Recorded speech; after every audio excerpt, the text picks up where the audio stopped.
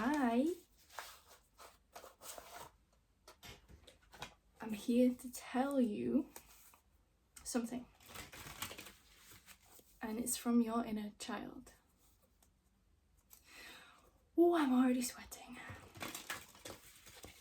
So, your inner child wants you to know that, first of all, you are, even after anything specific you've been through, you have such incredibly powerful, protective spirit guides.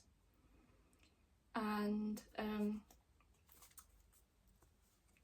when I was deciding what to do a message on, I immediately thought inner child, because I keep pulling the card Inner Child Healing from my angel deck, and this is just a collective experience right now, that really tough experiences we've been through might be coming to the surface because karma is clearing, okay, and we are moving on to another cycle, essentially, another cycle of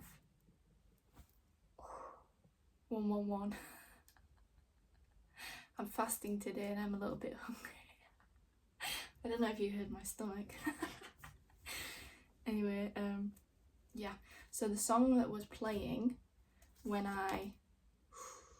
Six of Wands, the song that came on when I was about to tap into this message was Thank You Lord by Bob Marley. So it was one of his older songs, pre-mega successful Bob Marley. I think while he was still not called Bob Marley and the Wailers, but just the Wailers, right? Because he hadn't expanded to be the Bob Marley that God wanted everyone to see at this point. And so there's something about your voice being reactivated. You might notice changes in your voice, and these changes are more authentic to how your voice is, like your God-ordained voice, essentially.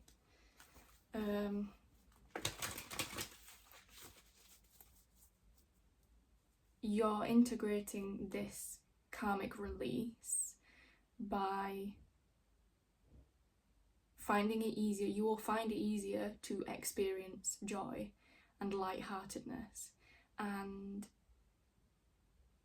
not like you won't take important things seriously, but you will be blasé about the things that aren't relevant to your life, okay? There's almost like you have integrated a specific fierce archetype that is a protector for your inner child. I'm talking like goddess Kalima or Sekhmet from Egypt, or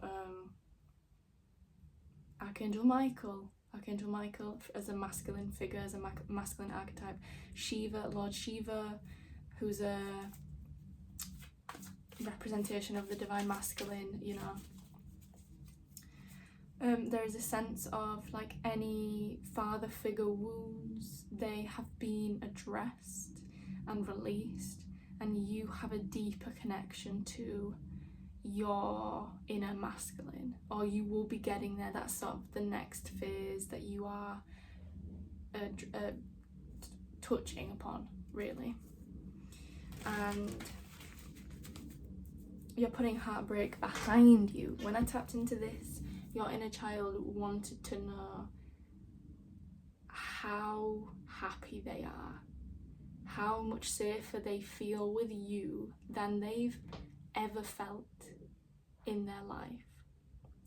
And it just bloomed through me like I was a literal flower blossoming. So I don't know if you've been speaking to your inner child, affirming to them, doing extra visualizations just through the day of, you know, imagining yourself holding them or guiding them, which is, of course, regardless of your physical gender, a very fatherly thing to do. And if you didn't get that as a child, you have been doing that.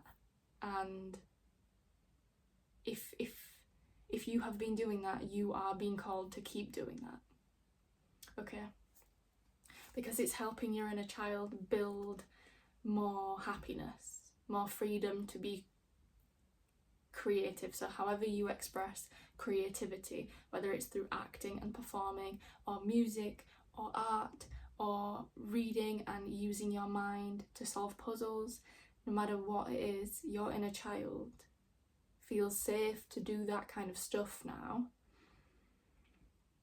or they are guiding you to start doing that kind of stuff again if you stopped, because you've been using masculine archetypes to affirm to your inner child that they are now under your care. You have denounced your human parents. Maybe not, maybe you just have very intentional separation between you guys, but you are now your inner child's parents. Okay? And that is just so incredibly special. That is just so incredibly special. I don't even know if I want to get any tarot for this. You are giving your inner child a voice again. Especially if you resonated with being the kind of child that was very inquisitive. There's Gemini energy here. Communication is key. Especially if you were the kind of child who was inquisitive and you had, there's two butterflies and they're playing with each other. What was I saying? Especially if you were the kind of child who was not supported in your desire to be a little weird and a little bit curious about life and a little bit, you know, you had to take things a bit too seriously, a bit too early. Regardless of how that situation looks like for you, we're not going to go into it because I do not care. We're moving forward from that. This has been the biggest shift in us taking care of ourselves. I don't even want to talk about the past. We know what happened. We move the fuck on, because not only are we generating more pain for our inner child and for our current state of mind right now, but we are literally, you know, in meditative practices, when we are generating pain in our mind, we're literally generating violence against ourselves and against the world. Don't you think we have enough of that? We're not going to go back to that. I refuse to talk about things we've been through. It's going to serve its purpose for 0.5 of a second, and then we're going forward. So whatever it is you couldn't do then, to do with your throat, to do with communication, to do with listening, to do with having an inquisitive nature, wanting to learn, having different what's trying to come through here, like having different focuses and being easily able to maintain these kind of focuses and not being stifled in your mental abilities. You know, you could have been super smart as a kid and had that kind of projected against, you know. And we have be bold and make the first move, have faith in your dreams. Is this the same? No, it's not the same moon. So I think we're kind of in a waxing crescent right now. So whatever you're dreaming up, these dreams are allowed to come to the surface because you feel safe to. Every version of you that came before this version of you now feels safe to do so. And be bold and make the first move. That can be related to absolutely anything. So if you want to connect with someone, and therefore your highest good, connect with them. If you want to start a business, do it. If you want to it doesn't matter what it is, if you have like an impulse to do something, you are being guided to do it. Or this was already a trait that you had within you as a child that was not really nurtured or something like that. And you're getting that sense of forwardness back. You're getting that sense of, well, if this doesn't work out, you know, that sort of, okay, fine, I'll just try. If this doesn't work out, I'll just literally try something else. Which is really special. We have the World and the Eight of Wands, and the World is positive outcomes, cycles coming to an end, which we talked about with karma clearing. Thumbnail! We talked about karma clearing, 11/11, and the Eight of Wands is really quick movement. It is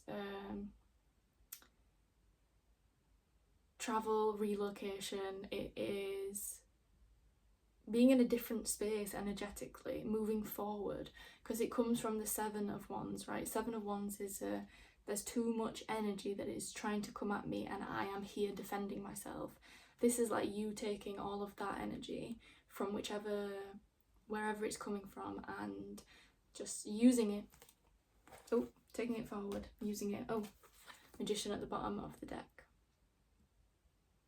Divine Masculine archetype. Ooh, with the King of Cups as well. That came up a few days ago. The King of Cups of embracing a new level of emotional maturity, emotional balance, and also you just genuinely being a father figure for yourself. Okay. There is nothing really coming up about a mother wound. Maybe you've already worked through that. Maybe as a collective we have already addressed these things, but the father figure, the father archetype, that's coming through for you to work with, and you're moving forward with it. Like, there's this ending that has been in the works for a while. I saw some astrologers say 7 months of really intense healing, so maybe things from childhood have been coming up repeatedly over a period of 7 months, and that's coming to a fucking well deserved, well embraced ending. Fuck off. And you're shooting forward. This could be like traveling as a celebration, being invited away, even like putting a lot of energy towards something that you are passionate about, and maybe you're gonna go hiking. There's a river here.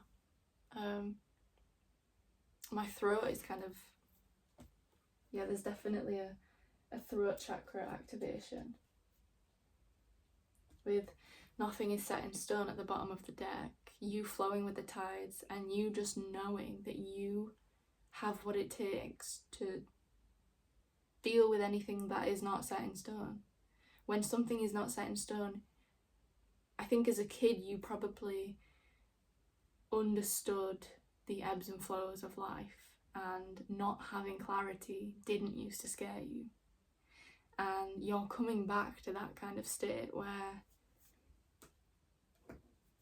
oh, I don't know exactly where to go, exactly what to do. Usually needing that definitive truth, that definitive answer is just a trauma response from our mind of, I need all the answers or I'm not safe. And you are safe when you embrace the love of God,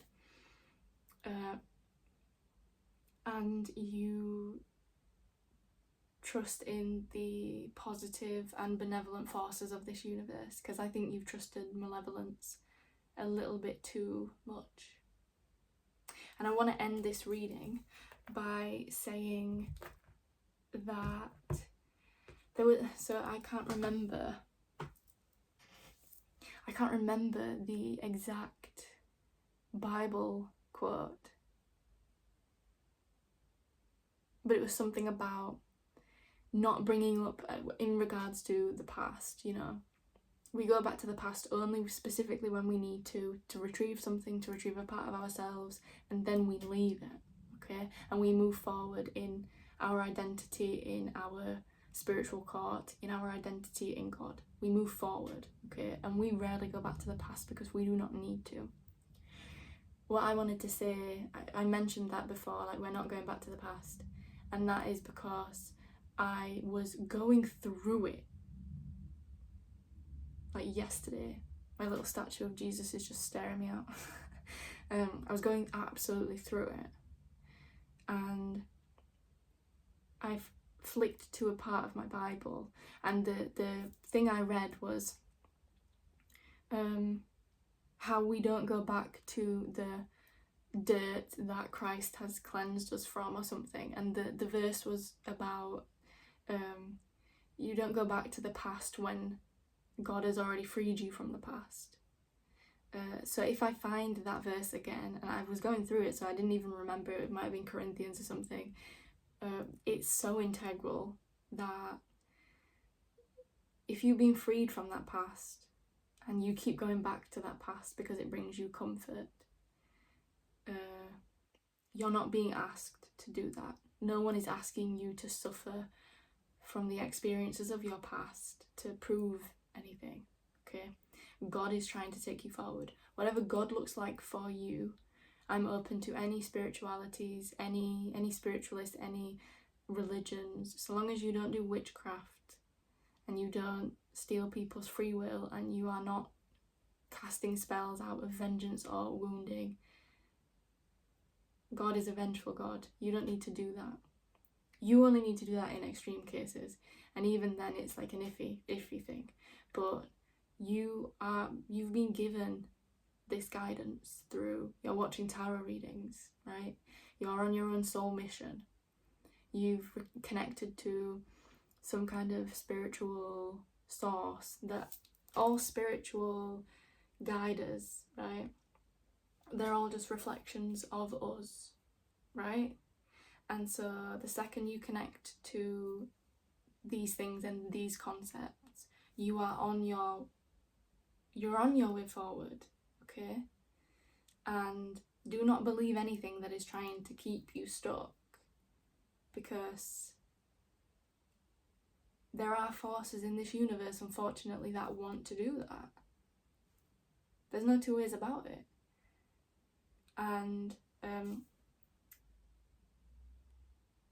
we don't belong there anymore. We are in this world, we are not of this world. And that is what pursuing a spiritual path is. Okay? So that's all I've got for you. Have a lovely morning, afternoon, evening. Whoever you are, whatever you're doing, wherever you're watching this from. I'm gonna burp.